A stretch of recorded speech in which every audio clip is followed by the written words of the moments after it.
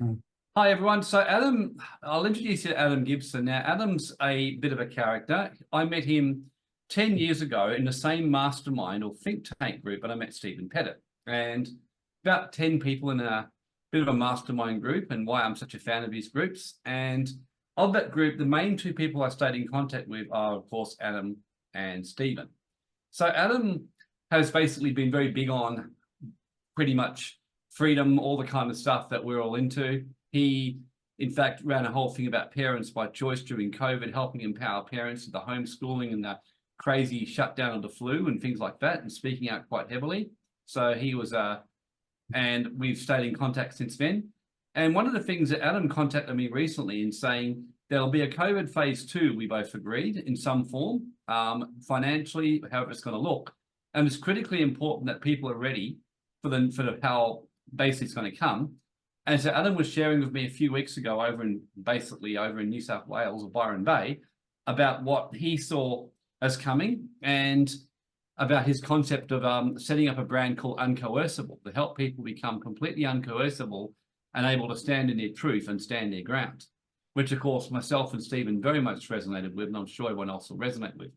So that one thing led to another, and then Adam and I, of course, got chatting, and here we are, because we agreed, let's put together something where we'll really help empower people in sovereignty and getting themselves together a plan B. So maybe then you introduce yourself and then let's just kind of take it from there. Yeah, thanks, Warren. Mate, lovely to join you. Look, yeah, Adam Gibson, I think, a serial entrepreneur. I think I'd claim that now. I'm been around the traps a long time in marketing, but particularly and in business, but particularly around the area of health, well-being, everything from being an ex-bodybuilder, powerlifter, right through nowadays, just about staying healthy and alive longer. And really, my main role in life is as a parent. I've got 3 girls. I'm an older dad, I guess. I've got 3 kids who are under 13, and my whole focus now is on how do we create a world that is, befitting and worthy of, handing over to the next generation. And I've been very conscious in the last few years of how, I'm going to say fucked up. I'm sorry, but that's the only word I've got for it. The world has become and it makes me very concerned about what we're handing over, both in terms of what we're handing in terms of physically and, economically and socially, but also in terms of mindset, what level of consciousness are our kids being trained to have. So that's really where I'm coming from, is the broad spectrum stuff. My most recent project was Parents with Questions. That was a fairly substantial effort and successful effort, I have to say, to introduce a counter narrative to the, just go get your kids jabbed with this experimental vaccine because you have to and everyone else is doing it. That's probably been my most successful venture to date, if I'm honest. My only thing I'd say here regarding Uncoercible, this is the latest sort of incarnation of that, Warren. And as you know, I've found over the years, I've asked hundreds of people, why did you allow yourself to be coerced? Either put a mask on or not cross the border or follow the rules, take a jab, whatever it may be. And the genuinely 2 answers that always kept boiling back to, for those who are kind of awake to the agenda. One, I felt financially compelled to, because I could have lost my job, or, I couldn't afford to feed my kids otherwise. Or secondly, I felt pressured, and I didn't feel I had enough self-belief and confidence to say no to the social norm. And that's really, I think, probably the basis of our discussion tonight, is those 2 things. Love it. So let's get started, shall we? So maybe let's talk about what it's going to take to be uncoercible in the plan B. So I'll let you ask the questions, Adam. Well, mate, I like to refer to you, Warren, in this space, because I learn a lot every time you open your mouth. There's 2 things I want to talk about tonight, and that is, I'm curious about this pending financial crash or reset or economic turmoil, whatever it looks like. I'm pretty convinced, and I know you are too, that this is where we need to be, what we need to be prepared for, and to be not prepared in this time where a relative peace, in our country at least, would be daft. So now's the time to be getting ready for it. And secondly, I want to really dig into this question of sovereignty and private foundations, and whether we should be paying tax and all that stuff we've heard about in the last few years has become big. So where do you want to start with this? Should we start with the reset, or do you want to go straight to the sovereignty question? Because they're both big ones. I will start with the sovereignty question because it's a very relevant one because of it's been all in the ABC about the sovereign citizen movement and what the government plans to do. So it's a good starting point because I think it gives a pretty good idea as to where things are heading, and then we can discuss about the collapse and then the plan B. That's my feeling, Adam. Cool. All right. Well, here's my take on it, just to kick us off in terms of my experience of it. Was I set up a private foundation many years ago, 15 years ago, and I first got into this space and heard about it, and I found it very compelling, very interesting. It sounded risky, even though I agreed with it in principle, but it also felt to me, and for those who are not interested, who are unaware of what I'm talking about, it's this idea of you can become exist in the private, and the government can't touch you, and your rights under God, and you can go to court and argue that you're not a real person. And there's this whole narrative which kind of made sense to me, but my problem was the people who were telling me to do it didn't have a pot to piss in. And I'm like, you haven't got any assets to lose, so how can you be qualified to give advice? You're not a lawyer, not an accountant. Now, Warren, you're a lawyer, you're an accountant. Is there any credence to this private foundation, sovereign citizen thing? If so, how do we do it? If not, what else do we do? Well, the main thing to realize is that the world doesn't actually stop, Adam. There's always a way to work within the system. And I think one of the things that happens is as time goes on, we kind of get caught and we fall into a system, and we all do it. We generally like to stay within what's comfortable. And one of my favorite quotes that I've used in so many of my podcasts is a book called The Art of War. I don't know if you've heard of that book, but I've read it many times. Yeah, it's a fantastic book. It's a very good book, everyone. A couple of great sovereignty books is The Art of War by Sun Tzu, and the other one is The Law by Frederick Bastiat. And they talk a lot about sovereignty and the lawful and legal distinction. And one of the things that Bastiat talks about, and The Art of War gives a couple of great quotes.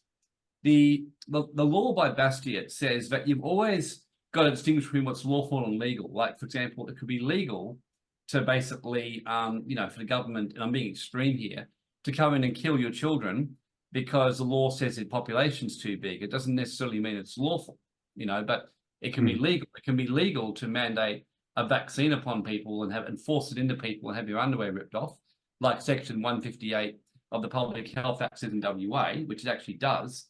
It can be legal to say that, but not lawful. I mean, that goes against every law. It may be legal, but you got to pay 50% tax. But lawfully, what's really going on here? And that's the kind of thing that he talks about. One of the things and the other quote I like is what Sun Tzu says in The Art of War. He goes, plan for what's hard or what's difficult while it's still easy. Plan for what is great while it's still small. In other words, the best time to look after your health is when you're well and staying better. The worst time to try and do something about your health is when you're already in a very, very bad way because you've neglected your body or whatever else, and now you're in a complete basket case. So one of the things I got told off by my chiropractor, Adam, only about 3 or 4 months ago, and rightfully so, I started to get a bit of soreness up my arms and stuff. And he says to me, you know better, Warren, you know the wellness model. He said, this is why you stay on top of it. He goes, you're in such a good state with your health, you stopped getting regular maintenance, didn't you? I said, yeah. So he said, if you every now and again you keep on top of it, you won't have to see me very often. He says, whereas now you're going to need to see you about 4 times the next 3 weeks to get you back on track. And I had a bit of a chuckle with him and said, yeah, good point. So I did, and now I'm back on track. And the point is that the best time to plan for things is while things are still relatively smooth. And look, when I say smooth, it's no doubt that the world's been traumatized. I mean, we're still in a bit of PTSD from COVID. I think people are like, what's coming next? And the trust has broken down a lot, really. And so a lot of people have been going to an extreme solution, like, fuck the government, fuck everyone, I'm going to be sovereign. And there's a huge growing movement of people setting up private foundations, of just going off grid and doing all kinds of stuff. And it's interesting because last week there was a big article by the ABC, and they talked about a particular lady who's probably one of the forefronts of it, the sovereign citizen movement, and people who are saying the government don't have any power. And not only were the government kind of coming out talking about this in the media, I was fascinated because I've even seen ads by accountants actually in local newspapers talking about it and why it's a dangerous movement. You should get down here and get your tax returns done up and all that kind of stuff. Now, when I read all that, I kind of go, it's amusing, but on the other hand, it shows you more where things are going right now. You know, there's no question that people are seeing the system breaking down. We're in the middle of a breakdown of our system. People's trust in the law is kind of, as Bastiat says, that when laws and rights get constantly violated, people's trust in the system breaks down. And that's concerning, you know, it's a problem because when people start disbelieving anything and they become suspicious of anything, I mean, even when someone tries to do good, they still are suspicious of that person. So, look, I think we're in very critical times, and it doesn't mean doom or gloom by any means. In fact, overall, look, I'm feeling pretty good about things right now. But in saying that, once upon a time, the world we lived in, as a friend of mine said, the dartboard economy. He said, the world was in a pretty good place for a number of years, relatively speaking, compared to the past. He said, not perfect, but in a dartboard world, in other words, just pretty much if you put some money away, you invested your money, you set up your super fund, you put some money in shares and, you know, bought a house and did things like that, you could live pretty comfortably. You know, I remember years ago, like 30 odd years ago, I had a job at the tax office. I had done my commerce degree as an accountant. I was doing a law degree. I was earning a pretty low income, as was my wife. We were easily able to buy a house and we were easily able to buy a second one without really a lot of problem. And we weren't really on very big incomes and we could easily do it. And we could eat, we could drive our cars, we could live a pretty normal life. Now, you can be on a really good income and it isn't like that. And the thing is, eventually these things balance out. When things are too good, supply and demand on economics. So when things are really, really good, supply and demand, like let's say that there's 5 people making a fortune doing a particular business, then eventually others are going to join that business until it's what's called competitive equalization. Things start to even out. And then when you get oversaturated, then supply, it goes the other way. And that's why you get recessions, you get peaks and troughs. So when no one's wanting to buy property, the prices drop. When everyone's wanting to buy property, it goes up. So when everyone's trying to buy property, but people can't live anywhere, you're heading for either a big collapse, or if you don't get a big collapse and it happens to somewhere sustain, you just get a third world place of huge ghettos, and then you eventually get more crime and you get more people doing more things, or you get a complete totalitarian dictatorship to stop the people who are poor from fighting back against the rich, like South Africa and China. So we're heading for problems one way or the other. And having a plan B, I'm at the point myself, you know, and I'm pretty, you know, positive guy. I'm looking at plan Bs over in Bali and other countries right now. I've been looking into this for a few months thinking, look, I'm still like living here, but I'm definitely going to look more into other options now. Cost of living and life and just freedoms here are just changing enough where I still like living in Australia. I still think it's pretty reasonable, but I just want to have a plan B. And then also with investments and with money and things like that. So yeah, look, really, basically, I know we started one direction and we went on to another direction, but sovereignty means more than anything, it starts up in here, you know, it starts in your head, starts in your headspace, and being practical and being realistic where things are at, rather than what I call in a fantasy where we'd like things to be at, you know, and at the same time, not being the other extreme where it's all doom and gloom. Because when there is difficult times like this, there's more opportunity. That's the thing. So it's just which space do you want to travel in? That's how I see it. So if I'm hearing you right, I was going to paraphrase here, but I get it. Yeah, the sense of discontent, right? Things are they are getting tougher. There's no doubt. The last 4 years we've seen it. You know, cost of living's going up, and you know it's pretty tight anyway. Now it's getting worse and worse. Almost weekly, it feels like the grocery bill goes up. But you're saying, don't channel that discontent into becoming a private sovereign citizen and thinking you can live outside the system, because A, it doesn't work, and B, it's probably not going to be very good for you anyway. And if I'm putting words in there, correct me. But the answer may well be, or your answer at least, is go and think differently on your current financial situation and think outside the box whilst kind of playing the system a little bit. I mean, you know, don't be illegal, don't be crazy, but just be a little bit contrarian to the masses. Is that a fair call? Well, generally, being contrarian is what makes people successful. I mean, people generally don't take action generally as a rule. And I mean, the best time to buy stocks is when everything in you doesn't want to buy it because it's crashing and it looks like it's over. Whereas the best time to sell stocks is when it's shooting up and when everything in you is saying, I could make more money and become richer. Yeah. So being a contrarian is never easy because you're always going against it. And I remember years ago, I've never forgotten the client I was working with who had he was a very, very wealthy man. He had a net worth of somewhere around the 300 or 400 million. And he said this to me. He said, generally, when you can see recession coming and see hard times coming, a bit like he said, like the squirrel who sees winter coming, he goes, it's the best time to go to your nuts, solidify your position, and do the opposite. So when you're making hay while the sun shines, store up the hay in your barn. You know, don't just kind of go and live it up. He said, while you're making hay, store it up, store up reserves for your future. Like a squirrel, store up your nuts for winter.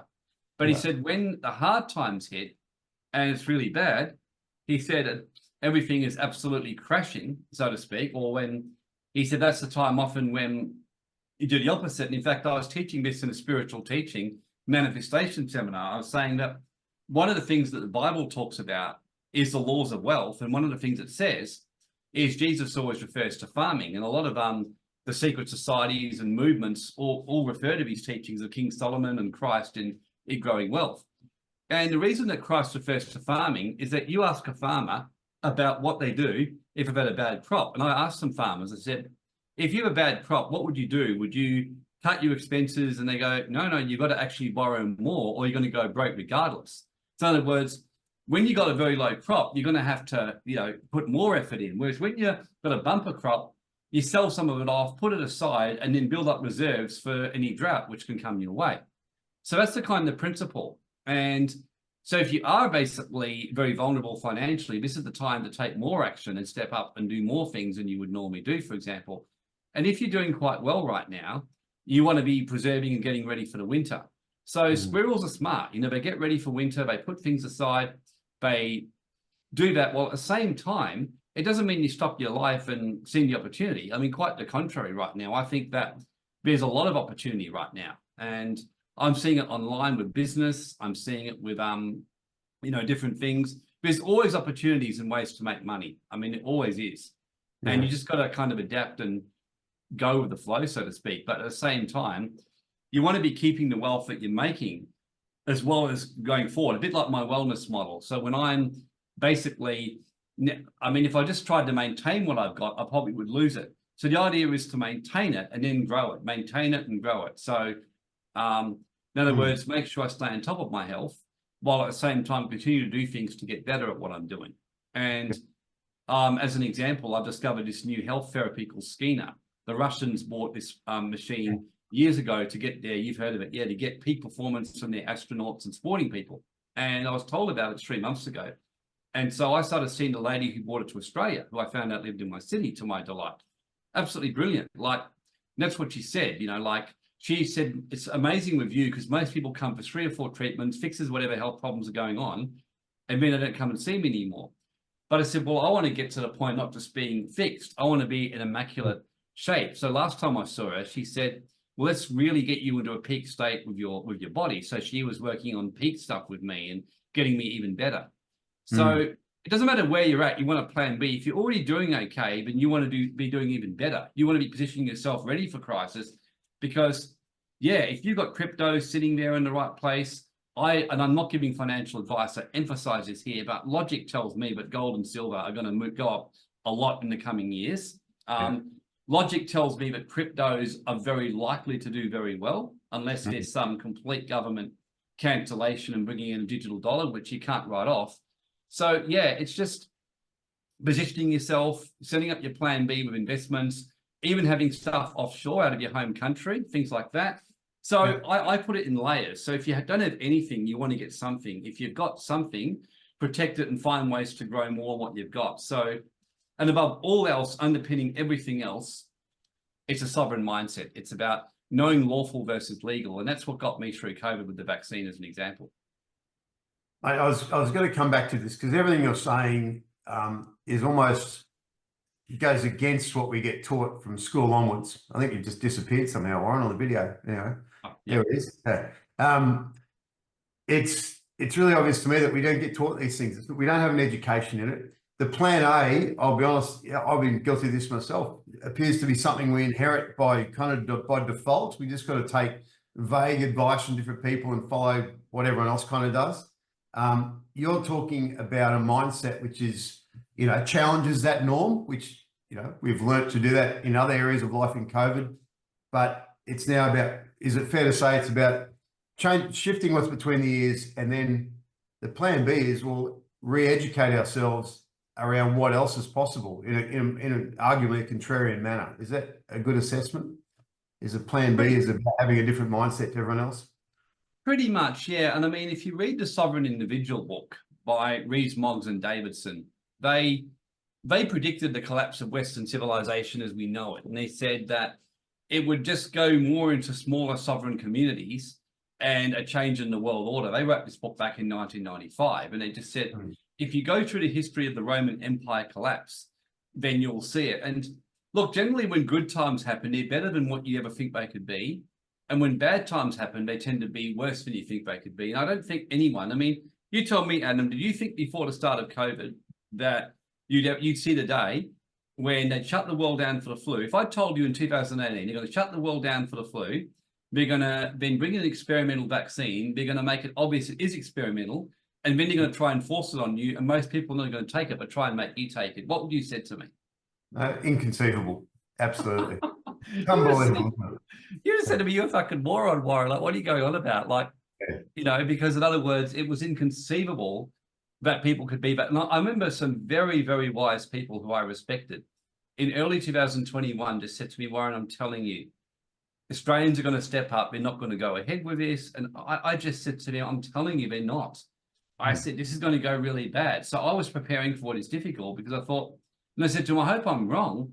But I said, at the end of the day, I said, don't forget, I said, 60 years ago, we were sitting there in cafes in America, basically arresting people who went and sat with someone who was black. Like literally, if you went and sat with a dark person to have a coffee, you're breaking the law. If you walked into Woolworths in America, in many places, with a black person, if you served a black person, you were breaking the law. I mean, and you were a hero if you walked in with a black person into a cafe. Like, it's inconceivable now that that actually happened, but it did happen. And at the time, the people now, everyone looks back and says, oh my God, wasn't Martin Luther King a hero? And wasn't the campaigners? And I can rest assured, he would have been the Natasha Peterson of today, or the Rita Thornburg of the day. In other words, I'm not saying I agree with Rita Thornburg, don't get me wrong, but people are going like, who is this guy who's going around yelling at us about this stuff? I mean, they're different, whites and blacks are different, and they would have had all the justifications in their mind. Or as my brother put it beautifully, like 55 years ago, if you didn't basically go and try and kill people in Asia to keep US happy, you were breaking the law and being a draft dodger. Now, again, it's inconceivable. And when COVID was inconceivable, so generally when things turn bad, they really go to shit. Now, logic tells me if cost of living is going through the roof, if just about every young person under the age of 25 is wanting socialism and to take wealth off the rich, and I don't know hardly anyone under that age who doesn't want something that to happen along that kind of line, unless they're more in the minority. If you've got basically housing prices going through the roof and not really much being done about it, if you continue to see the kind of taxes and the stuff that's going on, if you're continuing to see everything going into a centralized grid where there's digital IDs and where everything you're doing can be tracked and controlled by central computer systems, and where artificial intelligence can block you out of something, like I suddenly discovered my Telegram was restricted for supposedly sending spam, but I don't really send anything from my Telegram account. So I appealed, I've never heard from them, and I've given up, but I don't really hardly use the account. And so, but there's no appeal system, because all AI. Now, you can't tell me that at some stage it isn't really going to go to shit. And at some stage, you're going to see some kind of government laws or change in the system, or something that's going to be quite draconian and quite dramatic, or suddenly the system goes dark and you can't access the internet for a week, or a certain bank's going to, like what happened about 6 weeks ago. And again, this is just me being logical. So, and the people in Ukraine, as a Ukrainian girl told me when the war hit, she said, I was absolutely in shock, genuinely. She said, it came out of nowhere. I was sobbing. And she said, just like that, I couldn't access my bank account. I couldn't access things. She said, missiles started flying past my house within a couple of days. She said, I've still got PTSD to this day. She left there, very brave girl, but she's in Poland now on medication for PTSD, you know, stuff like that. Now, again, they didn't see that coming. So generally when peril happens, you don't expect it. So the one thing I can say, strangely enough, during COVID, more because of, I had some visions. I actually had some visions when I was in meditation. And I actually in 2018 saw lockdowns and vaccination experiments happening. And I actually was telling people about it then. And there was and the moving towards a centralized grid and EMFs from towers interfering with people's frequencies. And at the time, people were saying to me I was crazy. And I must admit, I got pretty despondent and think, oh, man, I'll just shut my mouth. So when it all happened, I was ready for it. I said I'd moved everything online because I was so certain there's going to be lockdowns. And I started preparing myself in the event of health stuff happening. And I was more surprised than anything else that I happened to be right.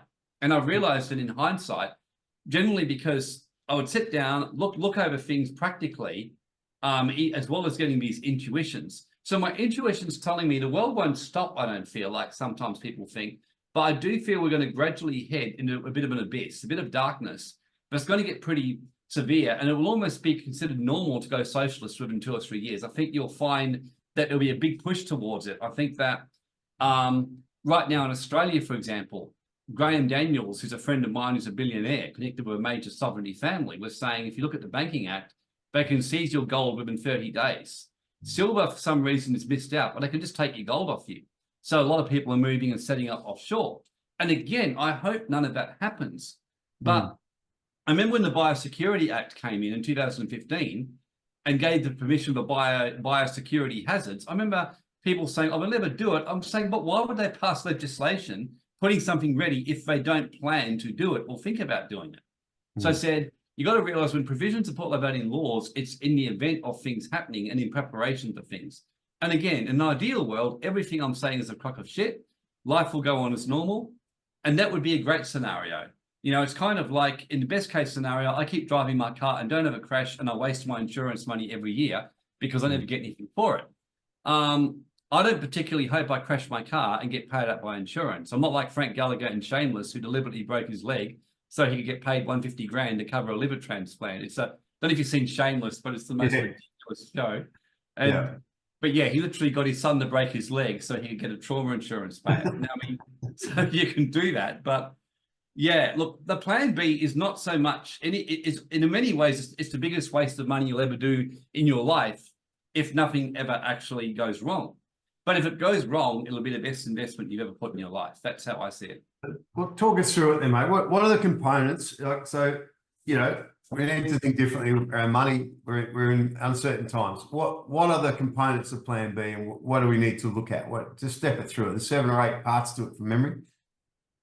Yeah, look, basically, underpinning everything is sovereignty, like your mindset. I mean, I've always said, if everything was taken off me and I was left with one thing, what would I want that one thing to be? And it's my mindset. If I was told you got a choice of be given $100 million, but you lose all your mindset and everything that you've learned, you get a raise, or you keep your mindset, but you're going to have to start again from nothing.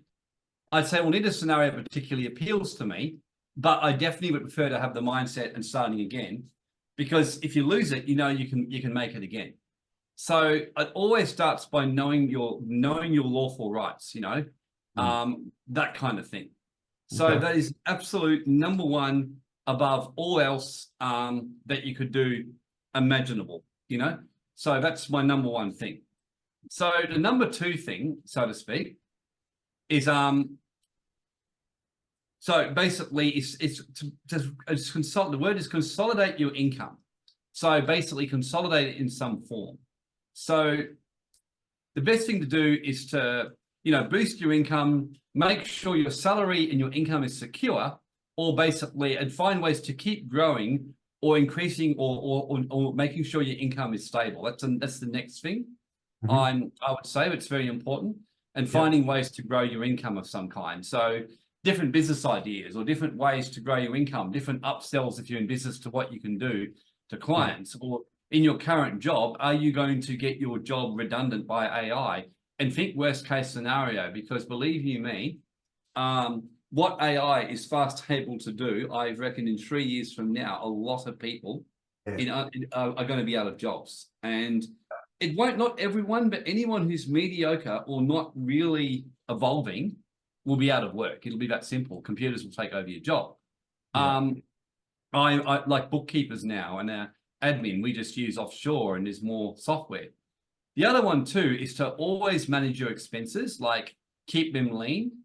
So even this week, I actually did an audit last week on all of our subscriptions and costs in the business and in the religious church foundation that I run. I found 6 subscriptions that we had, and I was very embarrassed that some of them, I'd been told they were needed. When I audited them properly, I found that basically they hadn't been needed for a year. And so we've just been culling down our expenses. So managing your expenses, but managing means that spending money on good things that you really need. So I've increased my expenditure, for example, on mentoring to grow my wealth and income even more. So I've actually increased that expense recently because to me, that's even more important, but I've cut my expenses on other stuff. But generally, yeah, so spending money on my rule, for example, with buying clothes, I don't buy cheap clothes, but I don't buy clothes I don't need. You know, I buy what I need to buy. I generally have a rule, for example, that if I travel, I don't really like traveling in, you know, I don't mind traveling locally economy, but if I'm going to travel internationally, any decent trip, I'll go business class. You know, that's my rule. But if for whatever reason I'm having a slow cash flow month and business class will be a challenge, then I just don't go on the trip. You know, and that way I stay in a good mindset and and that kind of stuff. And then if I do particularly well in business, I reward myself and I go, great, now I'll do more business class or do more whatever.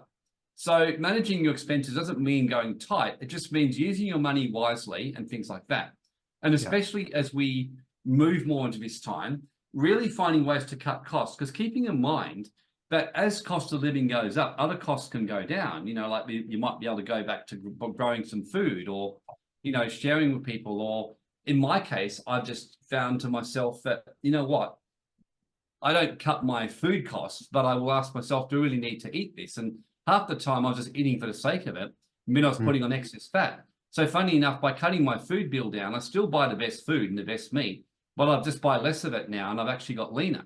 So, you know, I've seen it as a benefit. So cutting your expenses. The other way of that, mate, just a quick one, but buying things in bulk and, you know, collaborating with other families to buy things in bulk is a huge saving, you know. So I hear you. There's ways to be constructive with it that aren't penny pinching or eating hot noodles every night, right? Yeah. Absolutely. Yeah, and just growing your nest egg, like, you know, continuing to follow. I have a simple rule, or the rule of the tithe. In fact, I was sharing this the other day with someone. Every book of every great wealth creation teacher talks about the power of the tithe. And to me, the tithe is a double-fold thing or triple-fold thing. There's a tithe to yourself first and foremost. In other words, if you're the golden goose bringing in the revenue, you got to make sure the goose gets nurtured. So always put money aside for yourself to save for your future and things like that.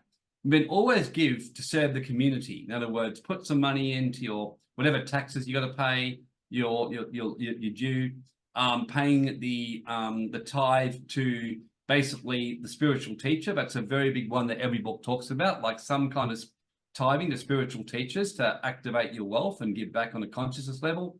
And then the third kind of tithe is a tithe of giving to less fortunate. So there's a tithe to yourself, there's a tithe to the community, like to basically to the church, to the spiritual teachers, to, you know, taxes or whatever. And then there's a tithe to the less fortunate. So, you know, every now and again doing stuff like that. So that's a third rule I've got. So following the 10% rule, and then from there, as you keep growing up your 10% for yourself, you're growing your assets, you're investing and things like that. Then the fourth one I've got here, or the fifth one, is to stay on top of debt and interest, make sure that you're paying back regularly.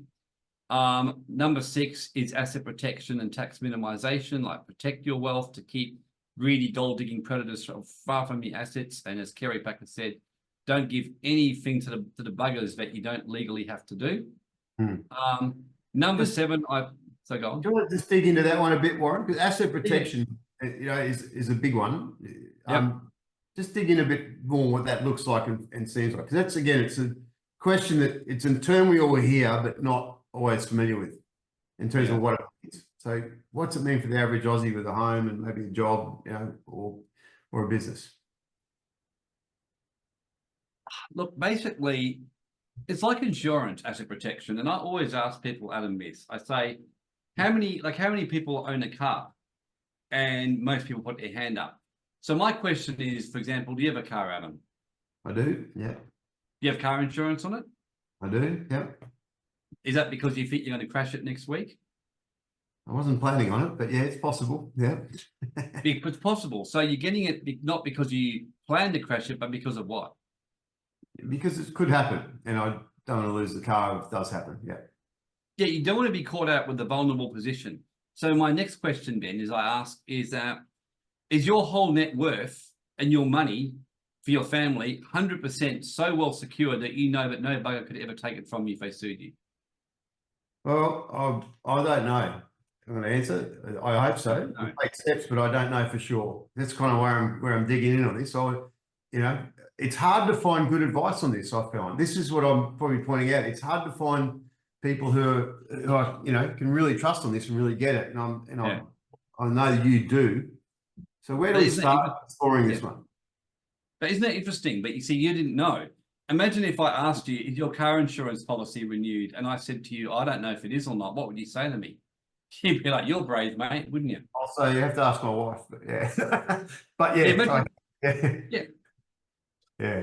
yeah. So I told you that my sports car, I don't know if my insurance policy is up to date. I can't remember. You'd be like, far out, man. You better hope you don't crash it. So, but yet most people I ask about this net worth question, they don't know because they've got assets in their own name. They've got it in structures. I'm like, okay, so basically, if you lost all your money tomorrow and you got sued, would you be okay about it?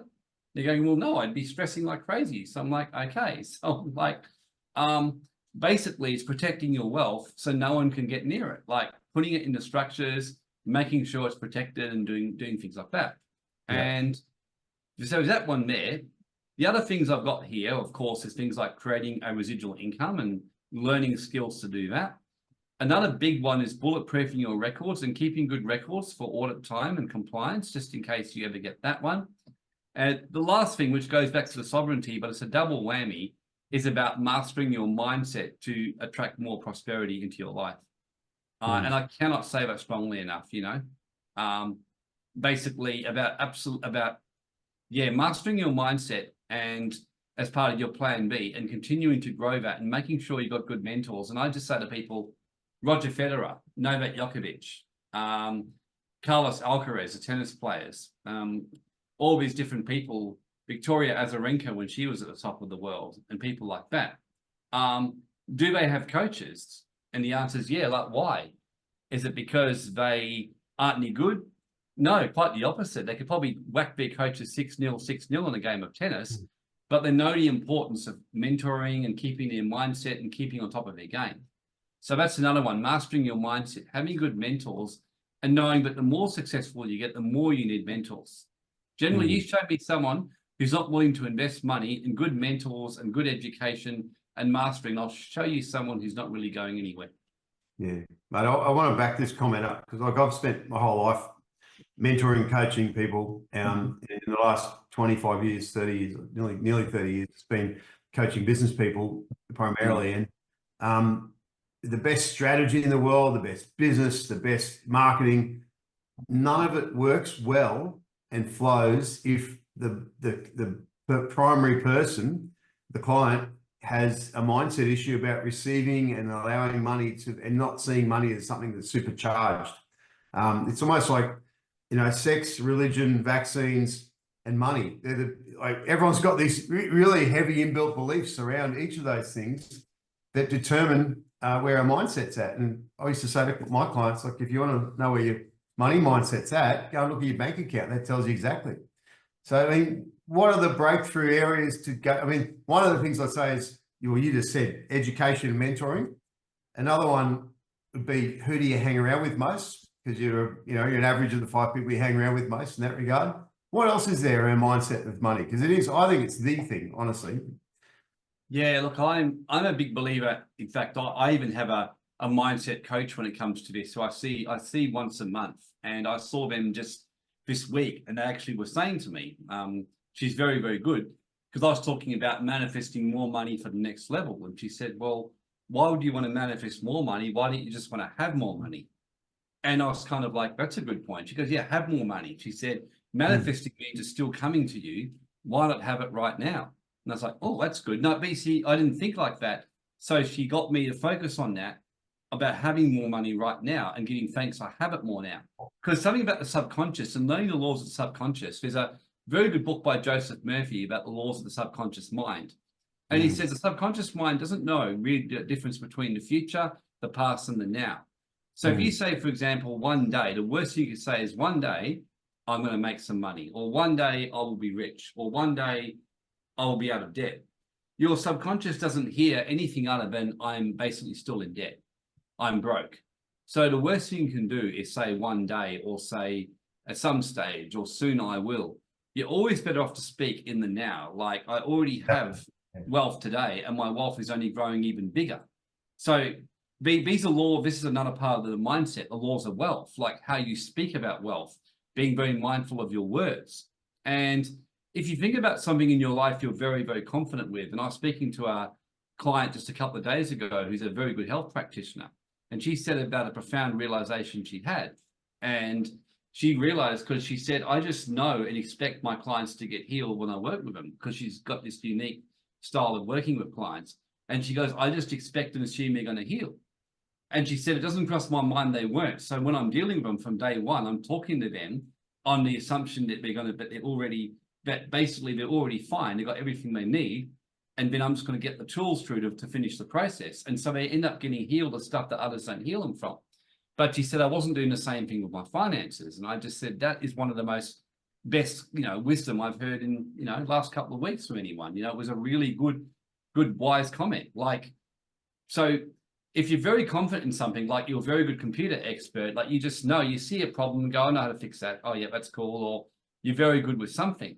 So it's learning the skills around money, so you can literally just be so calm about, like, yeah, there's no reason why I'm ever going to be anything other than prosperous. And the example I give people is, like, imagine that you grew up in Kerry Packer's house. I mean, it'd be very hard to be poor, and all of his kids are quite wealthy. Imagine how difficult it would be for you to be poor if you grew up in Kerry Packer's house, hung out with the Murdochs, hung out with all the richest people in the world. You'd find it pretty hard to think poor. Whereas by contrast, if you've hung around people who think poor all the time, or always talking lack, or people always talking difficulty, then you can't, it's going to be hard for you not to. So realize that the only way you could do it, it's like for someone who grew up with Kerry Packer. I mean, let's say they were determined to be poor. They'd literally have to go, okay, so how would I be poor? Well, I better get away from all the rich people and go start hanging out with all the lowest class people they could find, people who are the most negative with their money, and spend all their money as much as they could and become as frivolous as they possibly could with their money, not save anything. And then eventually they could get poor, but still they'd have that training in them to be rich that would annoy them, because they'd keep something in them would want to go out and manifest more money again. They would do it easily. So it's kind of doing that in reverse. It's like, if you want to be prosperous, you got to start realizing and assume that it's a natural state of affairs, because it really is. Like, you don't have to basically go and pray for the sun to come up in the morning. You don't have to basically pray for to get a nice breeze, or to have the beach basically, when you go swimming in it, be nice to you, or to have a beautiful tree you can sit under. You don't have to pay for that or manifest that. It's just there. And it's just expanding that concept into other things and stuff like that. And just starting to know that, and you can just keep expanding it and expanding it and expanding it in terms of your thinking. So mate, one of the nice things in what you're saying, Warren, and this is over some of my experience with coaching people in this space, is often our ability to receive money and to be worth, it's almost our self-worth and our financial worth can be really heavily related. Not necessarily, but they're often linked in our subconscious. And as I've seen in clients over the years, the more their subconscious freed up and they deserved more and allowed more, the more their personal self-worth expanded and grew as well. So that's sort of one of the nice benefits to go with it. It's a personal growth journey, right? Yeah, no, look, I like what Kobe says in the 7 Habits of a Highly Effective Person. He said he's met people who have great self-worth around money, but awful self-worth in their personal life. And I met a girl about recently, like tremendous self-worth around money. And many strippers are like that, great self-worth around getting money. Like, they're like, why would I spend time with a man unless he gives me money? Now, we might call that arrogance, but to me, it's actually quite a high self-worth they got around money. Like, my time is valuable. But then they've normally got a horrible self-worth in other areas of their life, like about their. Then by contrast, I met people with a very high self-worth in relationships in most areas, but not so high self-worth with money. So, it's an acquired skill to kind of develop that self-worth around money and around prosperity and around things like that. Yeah. Are we doing questions tonight? Is that part of the deal or not? Oh, why not? Absolutely, yeah. So I've got a few minutes, but I'm sorry, I've got dogs barking. My wife's turning up. While there's questions coming in, you did touch on this, but I just want to. It's the part I get excited about most, I think, and the good thing to probably finish your presentation on is this is, as you've pointed out, with great turmoil comes opportunity, and Yes. in many cases right now, this is our look. If you look at the back of their last, 30 odd years. I've been in business since I was 19. I'm now 54. And for the last 30 years, it's felt surreal because it's like the rising tide rises all boats, floats all boats. It's been pretty easy. And yet when we started in the late 90s, late 80s, it was bloody tough. And I'm kind of expecting, you're old enough to know that. And now we're going to go back to it being tough again. But in that time, there is also this, profound opportunity sitting there. What a good thing to be focusing on is being ready to capitalize on those opportunities. Do you want to just talk to that again? I mean, you mentioned bullion, you mentioned crypto. I've got a mate who's in the crypto space who reckons this is the time to be into it for the next 18 months. It's going to be, we've just had the 4th halving, I think, on Bitcoin, and it's about to go again. There's a lot going on there that if we're well set up or even partially set up, ready to move on it, we can capitalize. Do you want to talk to that? Because that would be a good way to wrap this mindset up. Yeah, well, the thing is about having the plan B, and that's kind of why we offer what we do at the Global Wealth Club, and we run our different programs, and why you and I are going to be running this masterclass this Saturday. But basically, yeah, look, there's a book called The Book of Wealth that was written for the high net worth a long time ago, and pretty much what they talk about is what you just said, is positioning for the long term. And Warren Buffett would always talk about that. And really just being in the game is, as I think Buffett once said, he said, time in the market always beats timing the market. In other words, timing the market is difficult. It's something that, the truth is, you don't really know, Adam. I mean, everyone will tell you it goes up. And, I had people telling me after the halving it was going to shoot up, and it basically went straight down. So, and it's been trapped in a range for a little while. The only thing we know, but it's likely that crypto is going to go up because the world's going more digital, and the big companies like BlackRock are putting more and more money into Bitcoin, Ethereum, and stuff like that. So that in itself is telling you at some stage it's going to go. That would be my belief. Logic tells me about gold, but the secret is to be positioned across various things, and that's why Harry Brown in the balanced portfolio stuff, he follows what financial planners talk about the importance of a balanced portfolio. So if you've got some cash in Australia, you've got some cash offshore, you've got some precious metals in Australia, you've got some offshore, this is hypothetical, you've got some shares, you've got some cryptos, you've got some speculative cryptos, some good ones, you've got some gold. I mean, you're going to be covered for most scenarios. So if there's a big stock market crash and gold shoots up, you're going to be okay, and things like that. So yeah, being positioned and just the ability to kind of read markets. And to me, I just like what Peter Lynch once said in Beat the Street. He said, you always want to just be, he said, common sense. I mean, one of my son's friends, he met him in a nightclub when they were out clubbing. Guy was he said he looked like this very normal guy in his late 20s and kind of a little bit anxious kind of a guy. Found out the guy's loaded financially, and the guy's just basically been investing and doing all this stuff since he was like about 18. And he said, I just do common sense. He said, when COVID happened, I just thought, oh my gosh, this is cool. He just said, I went and bought up some stocks. He said, all my friends are talking about a particular razor and everyone was buying it. So I look at the stock and I bought it and it went up 25% in about 9 months and I sold it. And he taught my son how to do the same thing. And now my son, I put a bit of money with him a little while ago and he just said to me, oh yeah, but stock that we bought made 24%. I said, in how long? 4 months. I'm like, really? He goes, oh yeah. Said it like it was nothing. He goes, I just followed what? It had gone down a lot. It looked like a good stock. It was selling in the retail markets and all that kind of stuff. So a lot of investing is common sense. If prices of crypto are up at super, super high, unless there's a good reason, that's not necessarily the best time to buy. Although in saying that, sometimes it depends on the market. Like right now with gold and war threatening, I think it's going to be hard to go wrong in gold or precious metals right now. It's not advice. This is just purely just what my common sense tells me is likely to happen. Yeah. And of course, you could go and buy gold, and then the next day there's a world peace treaty, and it drops right down to 1,500. You just don't know. The main thing is if you're positioned and you're not doing something. And what gets people into trouble, for example, is that someone goes and gets a hot tip and puts all their money into a particular crypto to get rich. I mean, the crypto doesn't work out like they planned.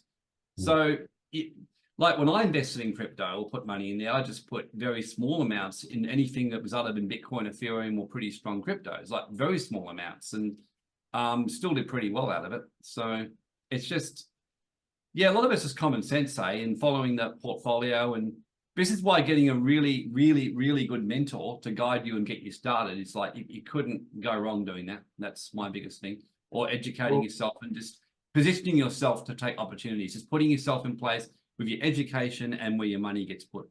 Yeah. Well, look, I think what I'm always aware of when you say that is how much, if we all did a self check-in now and said how much time, money, and effort have I spent on educating myself in this space in the last, let's say 3 months, for most of us, the answer is zero. And if you say the last 3 years, most of us, the answer is zero. So, arguably, I think what you're saying now is now's the time to do that. The first step, you have got a masterclass come out where you're unpacking this financial plan B in more depth this weekend.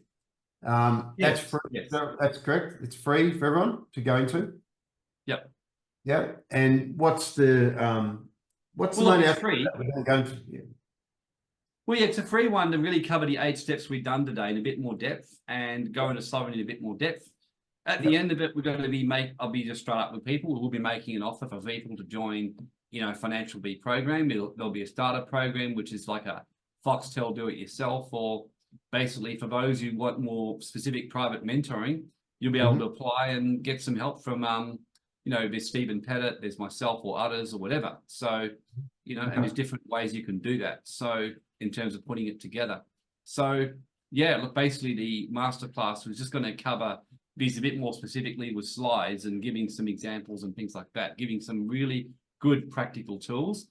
We're going to be having it at 5 o'clock Perth time or 7 o'clock Eastern Standard Time. And if you're kind of out partying and really can't get there, you'll be able to watch the recording later on. Gotcha. All right. So and there'll be lots of time for more specific Q&As in that one. So absolutely.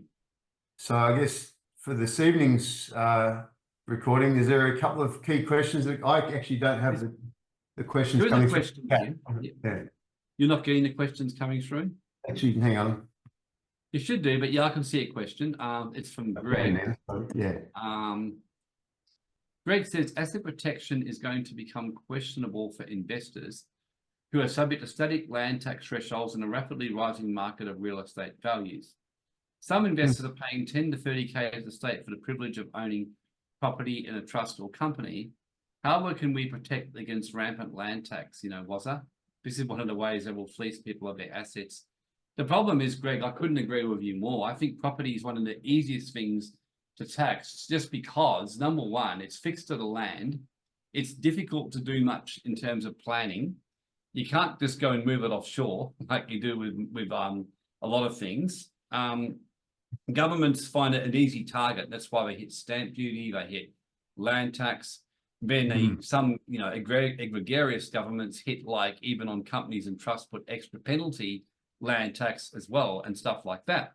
So in terms of protecting wealth, it's why we use a private mortgage strategy where you actually borrow money back from yourself or create one over your property, which makes it harder to get. That's something when I used to be a lawyer, in my former days as a lawyer, I remember being shown this by a very clever liquidator. He just said to me, what you do is just create your own private mortgage back through a trust or company. And he said, which means anyone searching your title are going to see are going to see all these liens and against it that makes it very expensive for them to go after you. And literally, I know that the ATO at one stage and government departments had a policy, but if they saw second mortgages, unless it was over $1 million tax, they wouldn't even bother pursuing you because it would cost them about 100 grand in legal fees just to undo it. Whereas if you have an open sitting duck property, it's very easy to take it. So there's little things you can do like that without putting it in the company in trust. You just got to create these private mortgages back from a structure, and that avoids the nasty taxes and, you know, horrible penalties that they can bring into you. So, but yes, look, I mean, one thing as well is if you're a genuine philanthropist, you know, foundations are exempt from land tax, for example, with some properties, and there's certainly you can move them around without stamp duty, and land tax may be lower depending on what the property is used for. So that is another strategy people use, you know, if you actually genuinely are doing philanthropy or want to do that or leave a legacy. So that's why a lot of the wealthy, like the Clintons, the Gates, and, you know, many of these other beautiful families who do much good for humanity, set up foundations, you know. Mate, would you be the Plan B program? Does that include some of this type of? I think this is when you talk like this, it's like I know it's second nature to you, but for many of us, it's like, wow, we need to know more. How do we, you know, dig into that? Is this something that we absolutely, learn? Plan B? Yeah, we cover it, and then of course, like you said, we offer the programs to be able to access some really cool stuff and learn how to do it and all that kind of stuff. So, no, there's lots of good stuff you can do, and if you haven't taken action and that sort of stuff, and a lot of what we do in the Plan B in the videos, for example, that are part of the programs that people will be buying, will be very self-explanatory. That will guide people through the process. Or, you know, people like me, I generally prefer private mentoring, and I just generally pay extra and get that and fast track it a little bit. We've got that option as well. And a good question here. Someone's asking, is the link been sent out yet? And I don't think it has it, for the masterclass? Yeah. Not yet. No, I think we'll be sending it out tomorrow, making sure everyone has come here. Who's interested, by the way? Just let me know who plans to come along or watch it. Just raise your hand or type a Y, or, you know, send a smiley face, whatever you want to do. Getting a few private yeses. Yep. Yeah. Yep. So Yoshi asks, been following you since COVID and interested in what you're saying, but to me, this whole system, offshore, you know, accounts, trust, foundations, only for wealthy people. Can ordinary people having no little assets do it too? Well, if you've got no assets then at all and no money, then you may not need it. You know, it's like anything in stages, and it's like if you want to become a not just use this because I do pole dancing for a bit of core fitness and strength, but if you want to become a pole dancer, you don't go up on the first day and go upside down on the pole and let go. You know, you're probably going to fall down and hit your head. So I can do that now, that trick, but it took me quite a couple of months to build myself up to that. So, you know, now I can do stuff that's like, wow, you know, stuff I used to watch people do pole dancing and be in awe, like, how do people do that, you know? So, but there's various levels. If you're just starting out, your main thing is just to start getting money, saving some money, growing your money. But once you've got some money, trusts and companies are a very important way of keeping it, especially if you're in business or doing anything else. So that relates to the question I was going to ask you to finish on, maybe, Warren, is your financial plan B, who's it ideally for? Is it for, you know, there's got people on this call tonight, I don't know who's here, but I'm sure there's people who have been successful in business. I'm sure there's others who, you know, just maybe, you know, getting on their feet. Who's it suitable for, and who should be listening to you? Because this is probably the biggest unanswered question we haven't talked about tonight. Oh, absolutely. Look, I think that it's really for people who, it's kind of like somewhat people who've got wealth. The people who benefit most from this are people who've got some money and you really, really are concerned about what you see going on in the world, and you want some actual answers in how to stabilize your wealth and position yourself for growth and opportunity. So business owners especially can get something out of it. But even if you've got a good paying job, you've got some money behind you, but you're concerned about your future and you just want to get sovereign. So the person will benefit most. If you're kind of a mainstream person who wants to live a mainstream life, you probably are better off just to go to a financial planner, an accountant, to see them. If you're someone who's like, look, I don't really trust them that much. I don't want to do anything crazy or stupid, but at the same time, I really do want to protect what I've got. I want to have some answers because I'm just worried. I'm not really quite sure what to do if all this breaks down. Am I really looked after? And I want to make sure that my wealth's protected. And all I know is I just know I'm not sovereign. I know that I'm vulnerable, and I want to be sovereign. And I want to start with my mind and have my mind really sovereign. And I want to get back to, getting all that sorted out, and want to make sure that I've got some meaning, I've got some sovereignty in my life. But I've just got a really good plan B to look after my wealth and things like that. And even if all the shit hits the fan with my wealth, I still know I'll be okay. That's where I'm at, and that's what I'm looking for.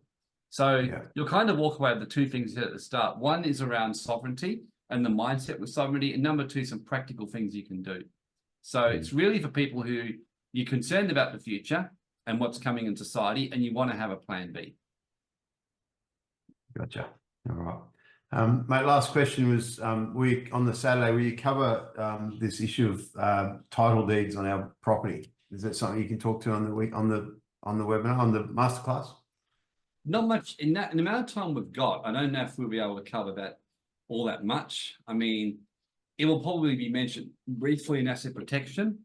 So it's a very big issue, that one. And it's not an easy fix for it because you're dealing with a whole system, so to speak.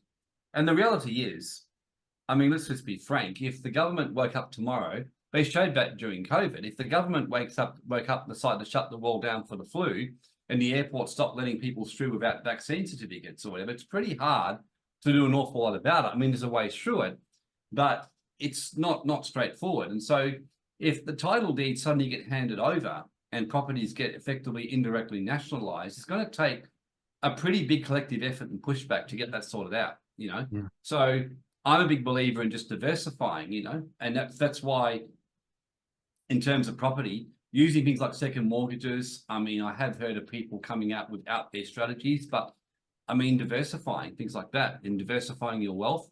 That's why I'm not a big investor in property in Australia right now. I think it's overpriced, and I think there's a lot of risks in it right now, but I wouldn't say don't do it. I'm just saying that that's one reason that I'm a little bit wary of it right now myself. Warren, I always say this when we speak, but I'm always refreshed that there's someone with your qualifications and background who has this perspective, because it's sorely lacking in the world. As you said, the financial plan A type financial planners and accountants are plentiful, but I don't think they have no awareness of what's really going on. You in my mind at least appear to, and I'm appreciative of it. I think that's why it's interesting. I will mention this. This is why I think the sovereign citizen movement's taken off, because people are like, there is a bit of a fuck you to the government. People are like, we just want to get something that's, stop this madness that's going on. And, like I got an email recently from the Charities Commission. They're literally like months behind right now in approving foundations. So many people now are setting up foundations and going philanthropic because they're like, look, I mean, we want to protect our wealth. We want to legally minimize our taxes, and we want to just give back and find some meaning in our life. And so probably the biggest thing about I'll be sharing on Saturday, because I think more important, if you just got one thing out of that and walked away knowing the importance of having meaning in your life and philanthropy and using your wealth for good, you'd be amazed. The feel-good factor that you have, and I personally notice that when I'm doing philanthropic work, I always make more money and I always feel better about doing it. So, that's something we'll be talking a lot about, as well as some practical tools about wealth. And as I mentioned, that's why so many people are going to foundations or just moving offshore. It's just the way people are going more now. It's exciting times, mate. So look forward to that and digging in deeper. And we'll, no doubt you'll send out the link to everyone on the call here tonight. So absolutely. So who's enjoyed it tonight? Everyone just type a Y, or who's got something out of this tonight and feels like you at least can yeah, go away and start taking some action. And Yeah, great. like I said, if you're not sure what to do, come along, watch the masterclass, or basically, yeah, look, we do booking for a booking on our site for a call, and if you're keen on the mentoring, and just let us know where you came from. Awesome. Thanks, Warren. Adam, for being here. Mate, Okay. been a pleasure. Lovely to chat. Thank you everyone for joining us. Yeah, awesome. Thanks a lot. Okay, See you bye. soon. Then.